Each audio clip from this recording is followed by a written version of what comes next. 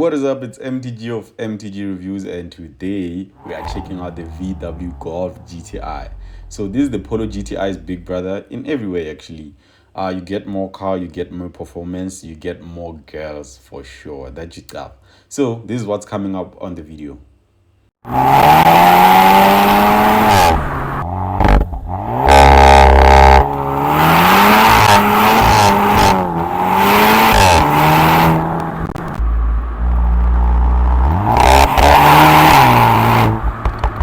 Let's get to it.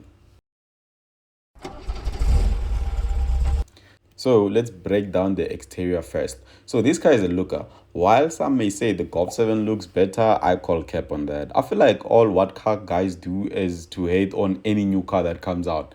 And I don't F with that. Honestly, this car looks way better than the Golf 7 in all the angle. It looks good. And I like the 5 fog lights actually on each side on the front. Really nice touch. And the LED strip on the upper grille gives it that distinct look, especially at night when it's on.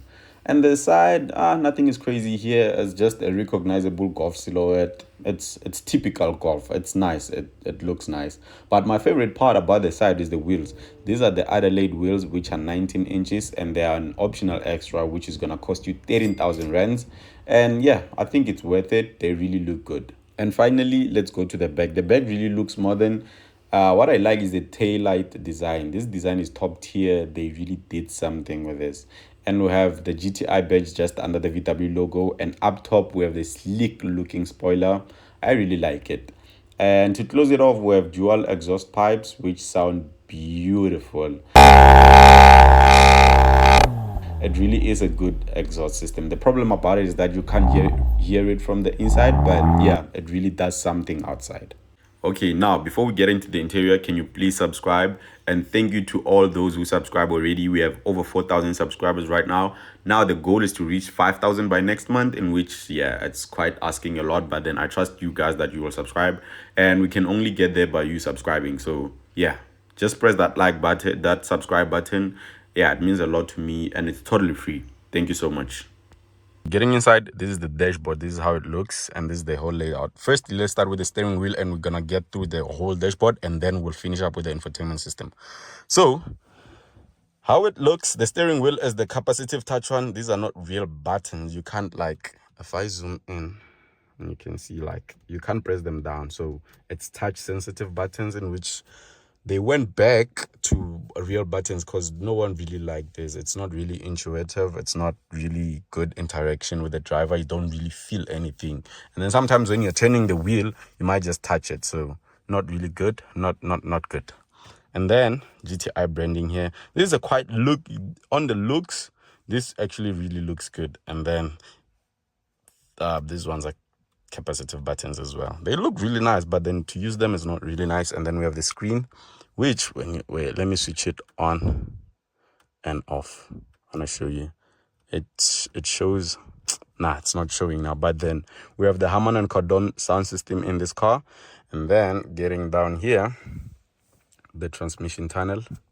You can close this, I think. Okay, cool. We have Golf written just here. And then we have wireless charging on this flap. And transmission tunnel. We have this dinky knob, just like on Audis. Actually on BMWs, just like on any car, on Porsches as well. Nearly every car has this dinky shifter right now. And then the start-stop button here, it's blinking red. It's like heartbeats. Wait, let me zoom in. Yeah, it's flashing. Okay, cool. Electronic handbrake, and then auto hold here. And then cup holders.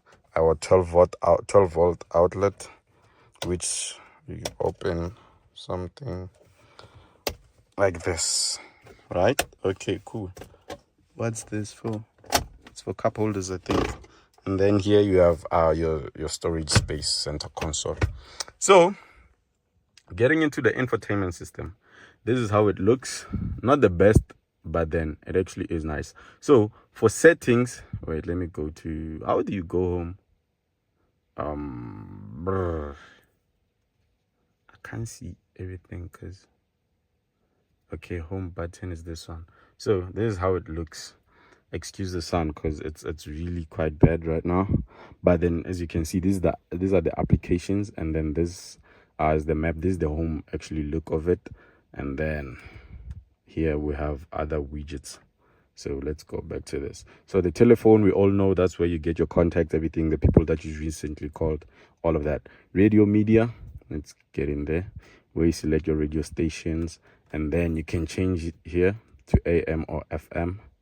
Okay, cool. Let's go to media, where you can change your source, Bluetooth or my media, where you can play videos, music, and then have other playlists.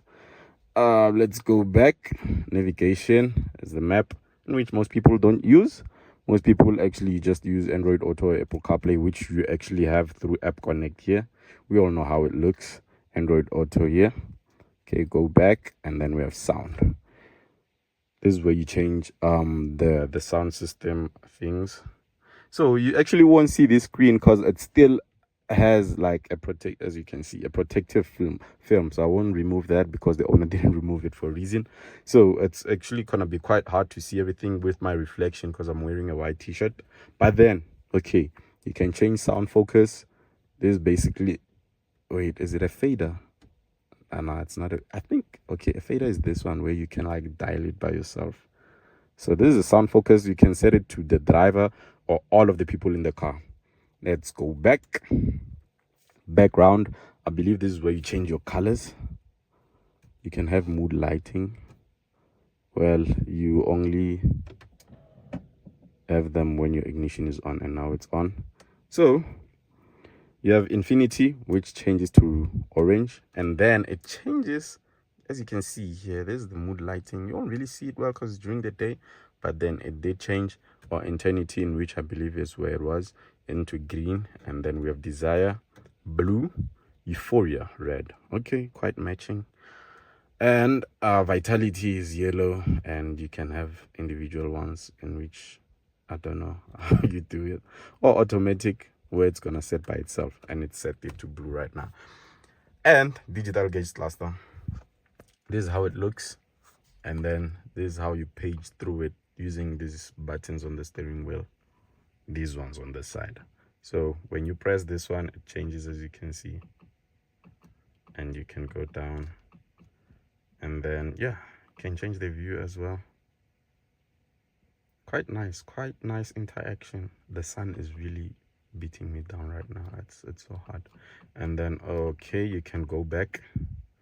Wait, using this is not, I really do get why they went back, because it's not really nice using it. But then yeah, here's how you change the views. And then this is the sporty one, GTI. It shows just the rev meter or the RPMs, and then this one is gonna show the speed. This is the standard one.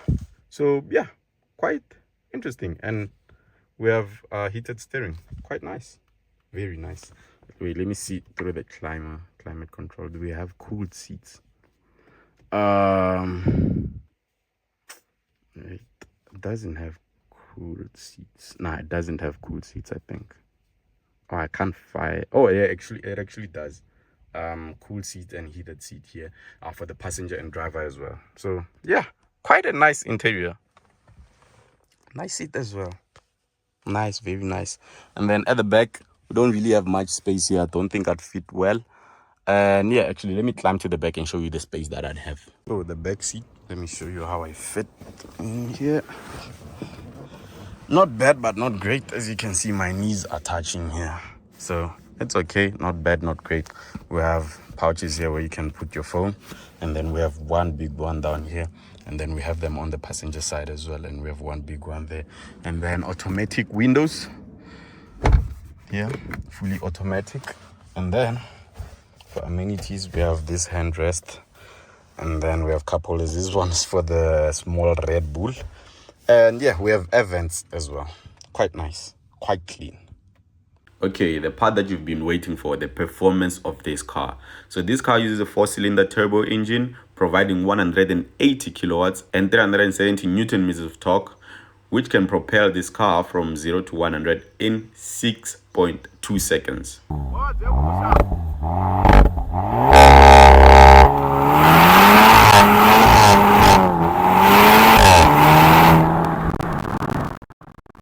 So this car does feel quick and light on its feet, which is a nice thing considering that modern cars feel heavy because, well, they are heavy.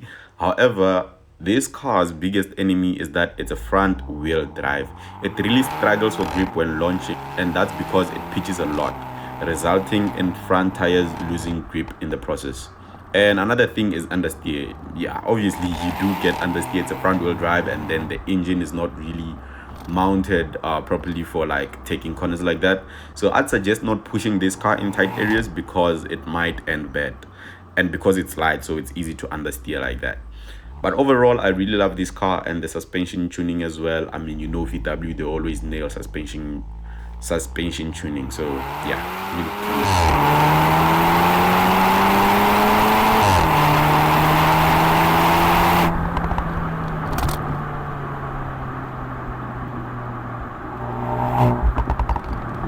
now, the cost of owning this car. So this car has a base price of 816,000, which is a lot of money. So at an interest rate of 11.75% over 6 years without deposit, the monthly installment would be 15,941 rands, and factoring in fuel at an estimate of maybe 2,500 rands per month and insurance at 3,000 rand, the total would round up to 21,441 rands and would go down to 19,843 rands with 10% deposit.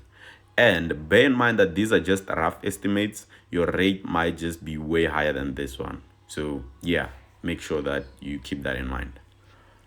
And up next on MTG Reviews, we have the Golf GTI versus the 330i, in which is an interesting battle and is not as obvious as you might think. You might think, the 330 wins this by a landslide, but you must bear in mind that the 330 pumps up 190 kilowatts and the Golf pumps out 180 kilowatts, and the Golf is lighter. So yeah, make sure that you're subscribed to catch this one.